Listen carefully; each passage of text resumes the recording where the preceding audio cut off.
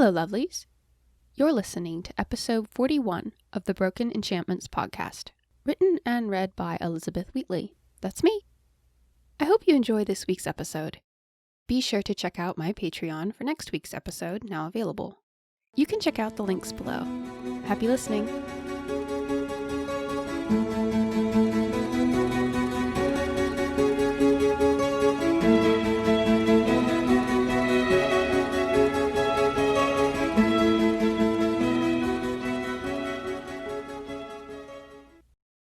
They reached Sentirith shortly before nightfall, as the market was closing and the country folk who had come for the day were leaving.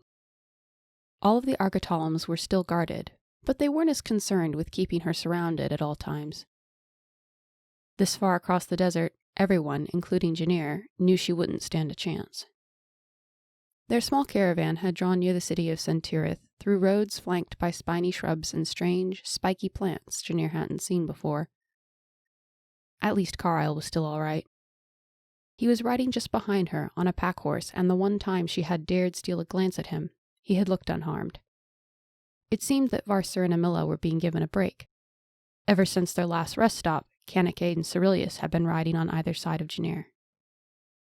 The city was far bigger than Saradin. Every time Janir thought she had seen the most massive city in the world, she was proven wrong. Sentirith made Saradin seem pitiful and childlike. A few villages and settlements spread out from beneath the walls of Sentirith, like the offshoots of a massive oak.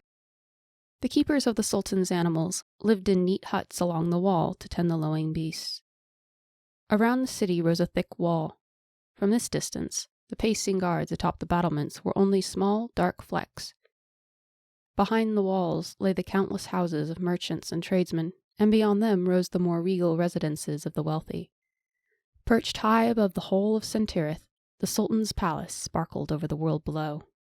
Massive lamps burned incense at either side of the entrance, and the late evening light glinted on the coppery stone walls of the palace. The roads were packed, though when people drew close enough to see the black rods of the Argotolums, they gave the small caravan a wide berth. Janir even saw nobles, with their glittering raiment and bedecked steeds, turn and make way for the invulnerables.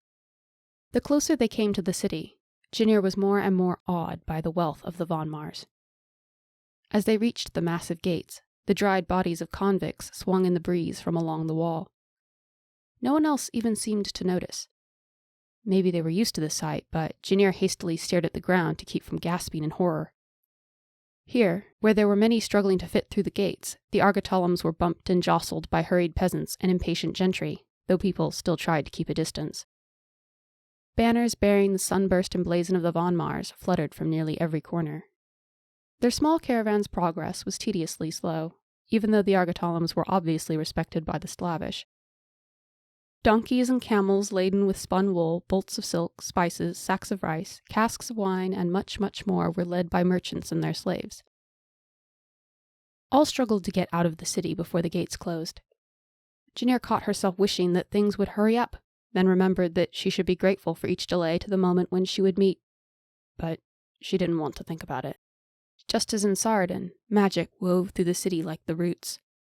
In the southern corner, there seemed to be a stronger sense of bright gold light. She could only guess that it must be the Enchanter Temple. Janir's little brown mare stumbled. The mare lurched, hooves scrambling as the animal tried to regain her balance.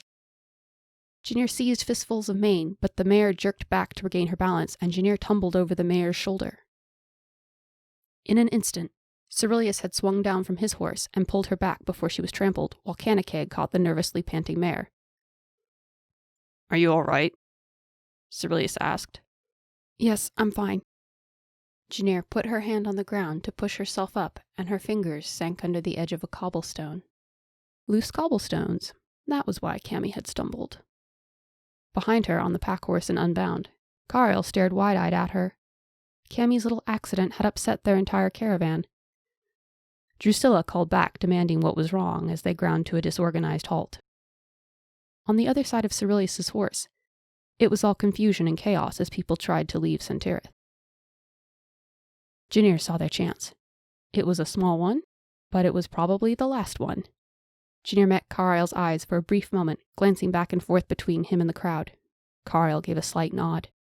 Ceruleus started to pull Janir up. In spite of it all, Janir still felt guilty. "I'm sorry," she murmured to Ceruleus. "Really sorry." With that, she tore up the loose cobblestone and smashed it against his temple as hard as she could. The same temple she had struck before. Ceruleus couldn't help his reaction. It was instinctive. He let go of her, and his hand automatically went to protect his eye as he staggered to one side, shouting angrily as blood welled on his brow. He bellowed to the other Argotolums, telling them to get that spiteful wench. Janir wasted no time. She dove under the belly of Ceruleus's horse, even though she'd been told all her life running under horses was unspeakably dangerous. On the other side of the animal, Karile had taken her cue and was right at her back. Janir dove into the crowd, shoving between slaves and their temperamental masters, beasts of burden and their justifiably indignant owners. Karile was right behind her, and a dozen Argotolums in pursuit at their heels. Drusilla shouted over the noise of the crowd. "Kill the boy! Bring the girl to the palace! We'll meet you there. Now go!" The maiden and enchanter tore through the crowd, battering their way to the other side of the broad street. In the fading light, they charged into an alleyway. It reeked of decay. The smell of putrefaction almost made her gag, but she ran faster and tried to ignore it. There were 3 large grates laid over what appeared to be shafts to underground. Janir thought it must be the sewers Drusilla had mentioned. On the other side of the alley, they came to another street, this one drained of people. It appeared to be a market area, lined with shops closed for the night. Janir and Karile stopped, searching left and right. Behind them, their Argotolum pursuers raced up the alley and Janir charged, making for another in front of them. On the far side of the building, they swerved and raced deeper into the city, swerving in and out of alleyways and streets, desperately trying to lose their hunters. "Split them up! Cut them off!" Janir heard Varsur yell. Janir was tired. She didn't seem to be moving as fast as she should be. Grabbing Karile's arm, she yanked him into another alleyway. "Go around!" one of the Argotolums shouted. Janir and Karile ran as fast as they could, but a pair of the Argotolums made it to the front and cut them off. With 2 others closing in from behind, Janir didn't see any other choice. She slammed all of her weight against the door to the building to their right. Nothing happened. Janir kicked at it, desperately fighting to get it open. "Move, Janir!" Karile shouted. "It's locked, Karile. I'm sorry. I'm so sorry." "Shut up and move, you bloody moron!" Karile shoved her out of the way, grabbed the handle, and yanked. The door jerked open. Janir blinked before racing after Karile, the Argotolums hot on their trail. They burst into a kitchen that smelled strongly of roasty meat, and a cook with 2 manservants watched in speechlessness. In the dim light, Janir couldn't make out much of their surroundings, aside from impeccably clean pale stone. Janir and Karile charged through the servants' quarters of the house, probably belonging to a well-off merchant or tradesman, through the narrow hall. There were rooms for servants to sleep in on either side, leading into the washroom. They bumped into a maid carrying a load of clean washing, making her drop the basket. "Sorry!" Janir and Karile exclaimed in unison. There was a small courtyard outside a door to one side of the washroom, but it looked to Janir as if it was completely enclosed by a brick wall. In the other direction, there was a window looking out into the street. Karile dragged an upside-down basket under the window while Janir unlatched it. They piled out the window, one after the other, and sprang to their feet as fast as they could. The Argotolums weren't far behind. They had entered a residential area, and the street was mostly deserted. There were only a few stray cats, a scrounging dog, and an old woman with a bundle under her arm, going in by the servants' entrance of a house. Janir raced after Karile into another alley, chased by the sounds of Argotolums struggling to get through the window after the basket broke. All the same, they couldn't outrun the Argotolums. Sooner or later, they would be cornered. She would be taken to her father, and Karile would be... But she didn't have to let that happen. Janir stopped, panting. Her heartbeat pulsed in her ears. Her skin burned with the effort of running for so long. Her palms slicked with sweat. "Karile!" The enchanter whirled around. He cast her a quizzical look. Janir beckoned for him as she reached down and dragged one of the heavy wrought iron grates off the entrance to the sewer. "Down," she breathlessly commanded, motioning for him to climb in. The enchanter nodded and carefully lowered himself into the sewer.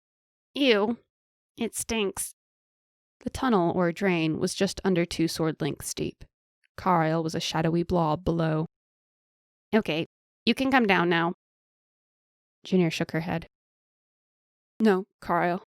They have orders to kill you, but they shouldn't keep looking for you if they catch me. She forced the words out, nearly choking on them. No. No, Janir, you can't. Please, Karile, this is hard enough as it is. Janir began to weep, her tears making Karile even more blurry. She pulled the silver chain over her head and passed it to him. As soon as it was in the dark, the stone's glow increased. Take this. Seovan gave it to me. Don't poke at it. Karile was quiet for a moment. The soft blue light from the stone let Janir see him more clearly, as well as the fat shape of a black rat as it ambled past his feet. Janir, to give back one of these is an insult of immeasurable... It's magic, isn't it? She cut in. You don't know what this is? Janir, it's an elvish constancy star. It means that Goblin... I don't want my father to get it. And Seovan will come for me, seeking that, and then he'll find you. You'll be all right. Janir sniffled. She grabbed the wrought iron grate and dragged it back over the sewer entrance, her hands trembling. Go, Karile. Go, Karile. Go before I change my mind. Janir turned her back, ready to run. She had to lead the Argatolums as far away from Karile as possible, and she could hear them nearing the alley. At least her friend could escape. Do you feel the same way he does? Karile pressed, his voice echoing up through the grate. Someone might as well know before she was taken. Yes? Yes, I do, Janir shakily replied. But if you tell him, nothing will stop him from trying to find me, so please, please don't.